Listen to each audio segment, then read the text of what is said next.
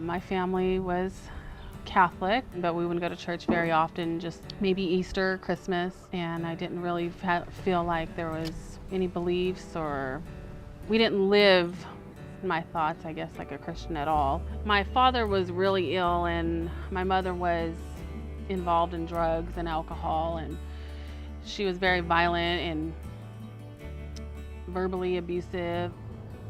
My dad pulled us away from the situation with my mom and got custody of all of us. He kind of helped keep me in line, but it was the passing of him when I was about 22 when I really started to go into a downward spiral. I had to, at that time, raise my daughter, who was 4, and my 15-year-old sister. And I had a job, but I tried to consume myself into work, but it just didn't work. I felt empty inside. I just was trying to find that feeling peace, and there was nothing there. So then I just started searching in other men, and men, specifically men that were alcoholics or drug addicts, trying to fill that void, to feel that love and care. And there'd be times that my daughter would go live with my family members because I just would keep chasing the men that were chasing nothing. It was just so hard because I was like, why do I have to go through this? You know, what's going on with my mom? I don't understand. I was so angry at God because of where I was at in my life. I was so far from him that I didn't even want to know this God that people had talked about. So one of my friends that I had met had told me to try to go to a relationship group.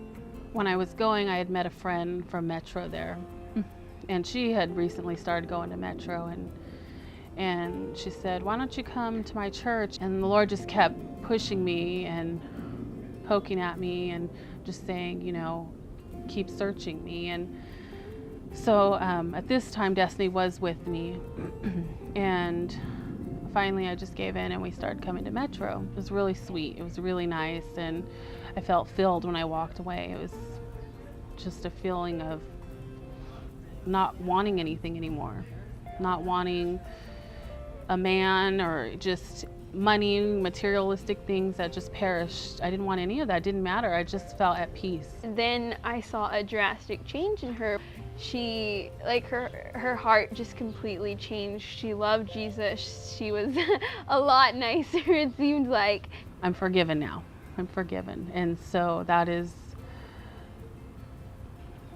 such peace, and I feel his love, you know, and whenever I feel like I don't have a direction in my life, or I'm angry or upset, just pray about it and he shows me the way and gives me the strength to get through whatever comes my way. I felt dead. There was nothing there, and I know that's because there's no life outside of Jesus. He is life. Just remembering the asking, seeking, and knocking, and just patience, and he will respond, he will answer in his time, and he will show you things that you can't even imagine.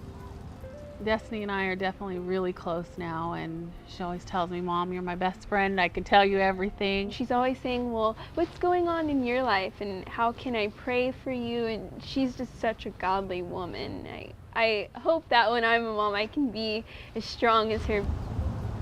It's amazing, and I owe it all to the Lord, because I know at one point she didn't even want to talk to me, and